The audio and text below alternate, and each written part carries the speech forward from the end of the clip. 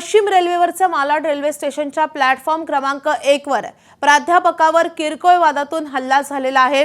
नालासोपारामध्ये अल्पवयीन मुलीची आईनंच हत्या केल्याची घटना समोर आली आहे। तर पत्नी पतीकडे सोन्याच्या दागिन्यांची वारंवार मागणी करत असल्याने पत्नीची हत्या केल्याची घटना पुण्यामध्ये घडली आहे। तर या हादरवून टाकणाऱ्या 3 घटना आहेत। मालाडमध्ये अगदी क्षुल्लक कारणावरून एकाने प्राध्यापकावर जीव घेणा हल्ला केला, त्यामध्ये प्राध्यापकाचा मृत्यू झालाय। नालासोपाऱ्यामध्ये जन्मजात्या आईनंच मुलीची हत्या केलेली आहे आणि पुण्यामध्ये पतीने पत्नीची हत्या केली आहे।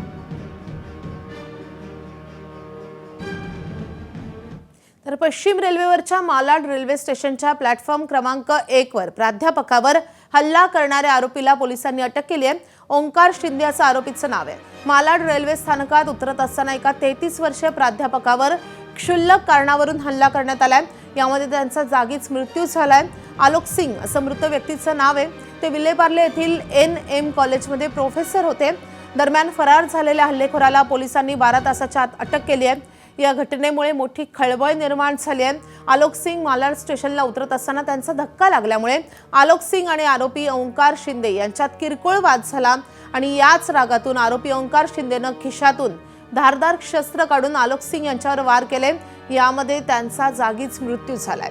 या घटनेमुळे रेल्वे प्रवाशांमध्ये भीतीचं वातावरण असून पोलीस आता पुढचा तपास करत आहेत।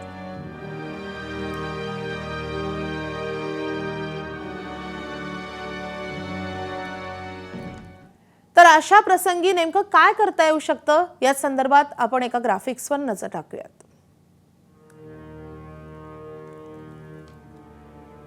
तर असा प्रसंग उद्भवू नये म्हणून काय काळजी आपण घेऊ शकतो तर सगळ्यात पहिलं म्हणजे शक्यतो असा वाद होणारच नाही याची काळजी घ्या।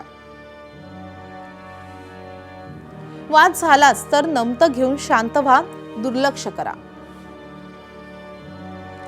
शब्दाला शब्द दिल्यानं वाद वाढतो, अंदाज घेऊन लगेच थांबा। सहप्रवाशांनी तत्काळ मध्यस्थी करावी, वाद थांबू शकतो। आक्रमक प्रवाशाबद्दल रेल्वे पोलिसांना लगेच कल्पना द्या। प्रवास काही मिनिटांचा असतो, आयुष्य अनेक वर्षांचं आहे, त्यामुळे असे वाद टाळता आलं तर ते उत्तम। वाद वाढत असताना कुटुंबियांचं स्मरण करा।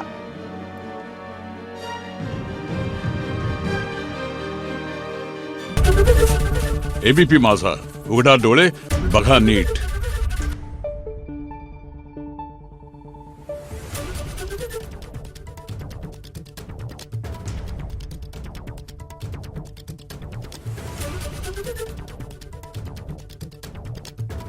Thank you.